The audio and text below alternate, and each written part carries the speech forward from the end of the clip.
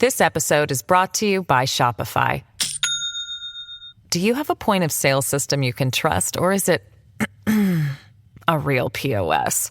You need Shopify for retail. From accepting payments to managing inventory, Shopify POS has everything you need to sell in person. Go to shopify.com/system, all lowercase, to take your retail business to the next level today. That's shopify.com/system.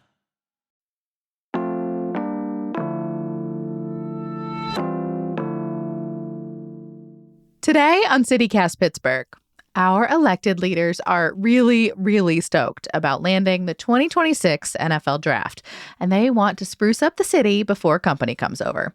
We're talking about revitalizing downtown again, and a fire has displaced nearly 200 unhoused people.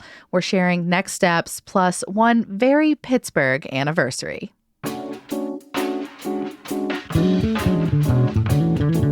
It's June 7th, the Friday News Roundup. I'm Megan Harris, and here's what Pittsburgh's talking about.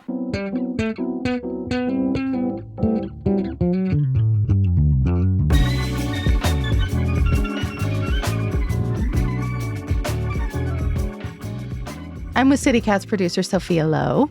Hi, Megan. Hi. And Sophia and I are working without a lot of our usual team right now, but we're plugging along. I think it's fair to say we are all definitely looking forward to the weekend. Absolutely. Give it to me now. But if you feel like celebrating with the best strawberry waffle in town, Sophia, may I recommend the Pittsburgh classic Eaton Park, because this week is their 75th anniversary. Ooh, okay. I didn't know that. I also still haven't gone to Eaton Park yet. Oops, but maybe this is the week to go. I was slow to the Eaton Park train when I moved here, I'm not going to lie, but that waffle changed my mind. It's really, really good. And I do love breakfast late at night, so sounds like my thing. They opened on Sawmill Run in 1949. I found an old ad for the original location. We'll put it in the show notes. Shout out to a friend of the pod, historian Brian Butko, for posting this. He reports that it started as a literal park and eat. So people would come out and serve you while you sat in your car. The whole idea, like the concept for Eaton Park, was from an Isley's vice president, their VP of dairy.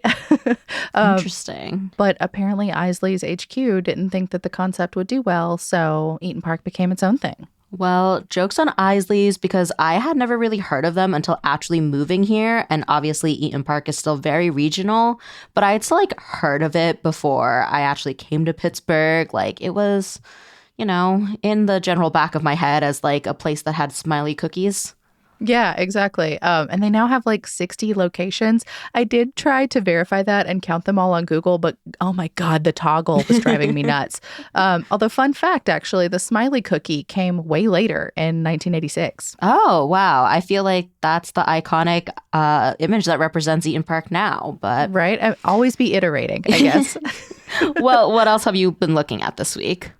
Yeah, so the city announced plans, but not a lot of details about a possible revitalization project for Market Square and the larger downtown area. Yeah, there's a lot of big ideas, though, and there's always talks about revitalizing downtown. But I guess they're excited about developments about what that plan could actually look like, especially ahead of the NFL draft. Officials say that this plan has been in the works before Pittsburgh got picked for the 2026 draft, but I mean, definitely good timing. And Megan, I know we have talked about the draft on this show before, but you are going to need to explain what it is again, because I truly cannot keep a sports event in my head. That's fine. That's what I'm here for. It's this whole dog and pony show where the teams, the Steelers, pick or draft players that have entered to be selected. Not everybody who enters gets selected. It's a lot of college kids, and you see I told you about this, the video, the cameras in people's living rooms, and you see everybody cheer and get excited. Yes, and occasionally you told me about that. A partner who is very clearly on the outs with parents. It's very funny. I remember the relationship drama, not what actually happens that leads up to that. Yeah, but that's how you get new, younger players, and sometimes it's all very exciting. But the whole thing, the physical in-person part, it draws just a huge number of people to the spectacle of it all. So more than 775,000 people went to this year's draft in Detroit. Okay. which I guess was a record number. So like might not necessarily see the same number here, but that is still like 2.5 times the size of our city population converging into one area for just a few days. Like, can you imagine? It would just be positively nuts. So I guess I'm not surprised that officials want to get downtown looking all pretty for it. Totally makes sense. So there's a lot of people involved in all of this. Local leaders like County Exec Sarah Inamorado, Mayor Gainey, and then groups like the Allegheny Conference on Community Development. Yeah, and the conference is huge. It represents so many businesses, organizations, companies. So all of this would converge around spots like Market Square, Point State Park, kind of the riverfront that faces the Allegheny River, just to make it all look a little bit better than it has in recent years. Yeah, and then also parts of the cultural district. So I'm really excited about some parts of this plan because a lot of it is built around making things more walkable. Woohoo! And more green spaces, basketball and pickleball courts if you're into that sort of thing. So in Market Square, it sounds like some ideas that are getting bounced around are repavement and then limiting the cars more. I'm not going to lie, I do not pay attention to cars when I cross Market Square. I just go. I mean, I pay attention, but I don't think cars should be allowed in Market Square. They are such a hazard. There's never any parking anywhere around there anyway. It just puts everyone in danger. I hope that they just ban that. Like, just get rid of it. Make Market Square completely pedestrian, bicycle, like, friendly. Yeah, that would be great. And then as for green spaces, downtown could see more dog parks. And it looks like people are hoping that the cultural district gets revamped with like a lawn, an outdoor amphitheater, spaces for food trucks to post up. And then I saw a water play area. I don't know what this means, if it's like a splash pad or just like a fountain.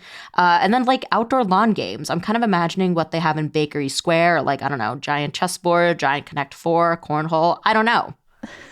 It sounds to me like actually the opposite side of the river. So like the North Shore area, like it behind all the businesses, it kind of sounds like I don't know what you call it, like the Great Lawn spot there with all the switchbacks. But I don't know where they're going to put all of that. I'm having a tough time imagining it too. Yeah, the Allegheny Conference sent over some mock-ups of some of it. I think I'm really struck by how many trees there are. I don't, especially in like Market Square, I don't think I realized that there was space for that many trees. But like, I guess a lot of this is going to converge around, like, if you've been here a minute, that terrible old parking garage that used to be off Penn Avenue that looked like a death trap. It's gone now. It's been gone for a minute. And now, right now, Arts Fest is like covered that space. It's like tents everywhere. It's really neat. But it looks like a lot of that is going to be used for this. And like, I think it's worth mentioning a lot of these plans are still like ideas. They're not set in stone. So things could be changing. I guess things could look a little different from the mock-ups. But one thing I'm really hoping happens is something the Trib mentioned. They reported there was the possibility of making changes on Liberty Avenue that would really benefit pedestrians and bikers. And it would be great because this place is not very safe for people who aren't in cars.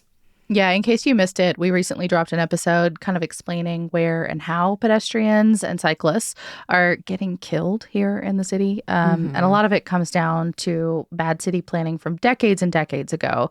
A lot of it around known dangerous areas. So the city is trying to get better figures on it all. They really want you to report actually anything sketchy that happens to you to 311 just to let them know about accidents, but also like accidents that didn't happen, but you just felt weird about it. But yeah, I mean, our stats are just still sort of bleak. The ones that we actually have, 7 people died last year.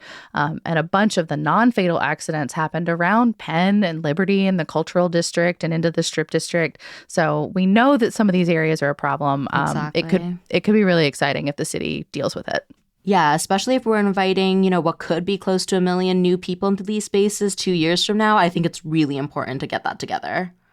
Yeah, I've also seen some reporting about maybe what it would take to make downtown more attractive to live in. To me, these feel like 2 separate goals, but I'm glad they're at least thinking about them both at the same time. Yeah, like making downtown more into a neighborhood, not just where someone would go to work. So part of that is turning office buildings into apartments because since COVID, there's been a lot more empty offices. Which is why some of those downtown high rises are quote unquote worth less and getting their taxes adjusted.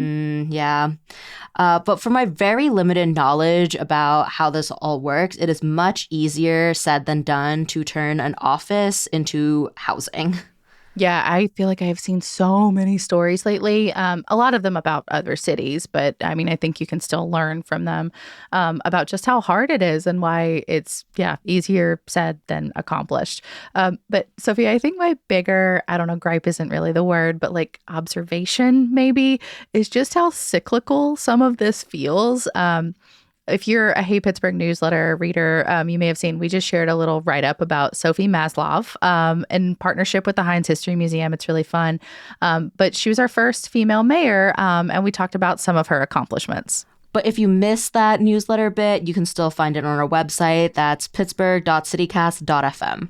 You're right. Thank you for that.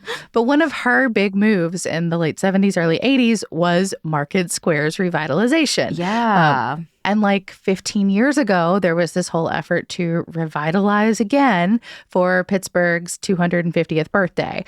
So that was during the Ravenstall administration. And, that included what else? Market Square. So like, how many times are we going to revitalize the same space? It's just such a funny word to hear over and over and over again around the same spot. Right. I mean, people are also always complaining about downtown, so I feel like they're going to keep doing this cycle.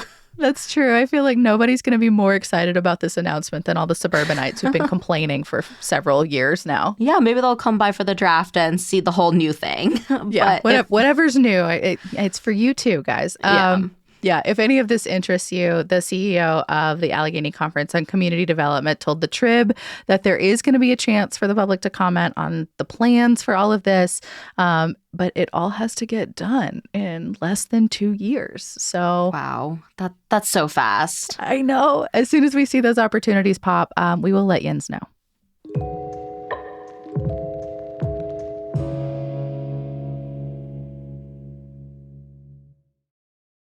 This episode is brought to you by Shopify. Do you have a point of sale system you can trust, or is it a real POS? You need Shopify for retail. From accepting payments to managing inventory, Shopify POS has everything you need to sell in person. Go to shopify.com/system, all lowercase, to take your retail business to the next level today. That's shopify.com/system. So we were all amped up about hopefully improvements to downtown, but there was something else that happened downtown this week that is much sadder. Yeah, there was a fire over at 2nd Avenue Commons in the middle of the week. That's the major homeless shelter downtown. Firefighters, a few of them ended up in the hospital, but thankfully it doesn't look like anyone had really, really serious injuries. A couple people got heat exhaustion after leaving the shelter, but nearly 200 people staying in that shelter have now been displaced. So they are currently at the convention center, but obviously that's not a permanent solution. Yeah, it's a really tragic situation. I saw the news when the fire actually happened. We were in our office downtown that day, and I had seen people sounding the alert for a fire in the area, posting pictures of the smoke. But do we know how that fire got started now, or is that still under investigation? Yeah, I was looking at a Trib story. They reached out to our public safety spokesperson who said the fire probably started from an air conditioning unit that was on the roof. Okay. Sounds like the fire didn't get inside the building, but in the process of putting it out, the public safety person explained that the water may have caused more problems. Oh no, so now the building has water damage, not necessarily damage from the fire? Well, and probably maybe smoke damage too. Okay. So now there's going to be a building inspection before people can go back into the shelter. And I guess there's not a solid timeline for exactly how long that'll take. I wonder if people can get back into the building at some point, though. Obviously, like not to stay overnight, but to grab their things. Public Source talked to a few people who were staying at the shelter when the fire started, and people said they weren't able to grab like personal belongings, like family photos, their knee brace, medication. Right, that knee brace really got me. I saw that article too. One person that Public Source spoke with, Rena, talked about how Second Avenue Commons doesn't have a curfew, so folks can, come in and out more easily. The shelter also allowed pets, which is not a super common thing, because so many shelters just have really strict rules. Yeah, it's definitely a major loss to suddenly have this space unavailable. Just to give a little more context about this particular shelter, it's pretty new, but Second Avenue Commons is open all year round. It's a low barrier shelter, like you said, Megan. There's not as stringent of like a rule book to stay there. And then Pittsburgh Mercy plays a big role in keeping the shelter up and running, and they also provide folks with meals. Yeah, and then besides, traditional beds, they also have apartment-style rooms. They have primary care, just like so much important stuff. Not to mention the community of folks that come in and out there. There's just such a need for these services, especially since the Smithfield shelter nearby closed down last year. I know Pittsburgh as a city, similar to having the conversation about how to revitalize downtown, has been having a conversation about how to make housing more accessible and how to help our unhoused neighbors. And County Executive Sarah Namorato told us and others that she wants to get people into more stable housing situations. Yeah, just yesterday, she rolled out this, quote unquote, 500 and 500 plan, which the county is defining as creating or identifying 500 units of subsidized, affordable housing over the next 500 days. WESA's Kate Giamarisi wrote about it. The county says it's been in the works for a while, but the fire gave it more urgency. It looks like they've got a bunch of funding partners lined up for it, too. Well, I hope they're able to meet their goals. It's just so hot already and humid. Yeah, and 500 days from right now is still a while. That's October 2025. Right? And it occurs to me, too, reading this, that just because they've identified 500 properties does not mean that people will actually be in them. Kate thoughtfully points out, too, that the number of unhoused people in our area has just been climbing and climbing in recent years. So all the more reason to act quickly. Exactly. I've definitely heard about multiple situations lately where shelters are already over capacity. We need more space really badly. So this seems like great news. Yeah. If you want to help, Pittsburgh Mercy is taking donations on their website right now, and also in person. Plus, there's a group called Our Streets Collective. They're connected to mutual aid organizations in our area. So you can reach out to them for information about where to find shelter space, for example. They get updates every day about what's open. Their website also has resources for getting free food, healthcare, clothes, menstrual products, and more. Just a lot of great resources there. And you can also find them in person all around the city. Their website has a schedule of where they're posted up each day, and a lot of their events are also paired with food or clothing or harm reduction distributions. They also have a free therapist at some events and can provide jail support. Truly an organization that's doing so much important work. By the by, my partner was at the convention center this week as all of this was happening. And I told him to look because I'm curious, like, what that situation might, shake out to be. He said he didn't see any trace of the folks who might be staying there right now. So I'm just really curious how long this is going to last, how they're managing it. The convention center just does not seem set up for this sort of thing. I'm glad that they're using the space if it's available, but it just seems like logistically a lot to figure out for these organizations as they're dealing with this other huge thing. Yeah, we'll definitely keep watching for more, as always. Before we go, Megan, anything that's going to be on your mind this weekend? Yeah. So you and I talked about this a little bit earlier this week. The encampment at Pitt that we talked about on Tuesday ended early Tuesday morning.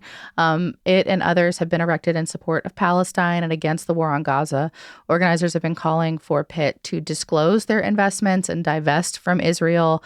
Y'all probably remember the last encampment in April. Well, for this one, the city posted about it all on Tuesday, and it seemed like they were taking credit for ending it. which was just a weird flex for me as a reader. We'll put their full statement on our show notes, but like before, protesters say that just because they went home this week does not mean that they're going to stop pressuring the university. We'll also drop some links about the school's response and how it's been very different from what student organizers have shared. Sophia, what about you? What are you going to be thinking about this weekend? I'll end with something fun. I will be bugging my friends to see who wants to go in with me on a pool pass. I am still in awe of you and your friend group and your shared community calendar situation. I feel like you're going to get some takers. I think I will too. We talked about this hack a lot over the past couple weeks on the podcast and in the Hey Pittsburgh newsletter. And earlier this week, Gainey announced that 15 city pools are going to be open this year. So Homewood, Ream, and Sheridan are all closed for maintenance, but I will see y'all at Bloomfield Beach. We are still staying tuned for each pool's opening hours, but if you are on the same wavelength as Sophia, definitely check out Monday's episode. We had a guest on who has been to all of the open pools for the last couple of years. Truly incredible. With a literal rubric and clipboard in hand to score them all. She's got so many fun opinions on each pool's strengths and weaknesses. It was just a really cool public service. That's all for today here on CityCast Pittsburgh. Please consider a membership. It gets you ad-free listening, plus you get to feel good about supporting something that you hopefully use all the time. You can find all the details at membership.citycast.fm/Pittsburgh. Our music is by Benji. Mallory Falk is our executive producer. Sophia Lowe and Selena Cia Reynolds made the show this week. Kevin Gavin, Adrian Gonzalez, Mallory, and I all put together that Hey Pittsburgh newsletter. And I am your host, Megan Harris. We'll be back on Monday with more news from around the city. Have a great weekend, everyone.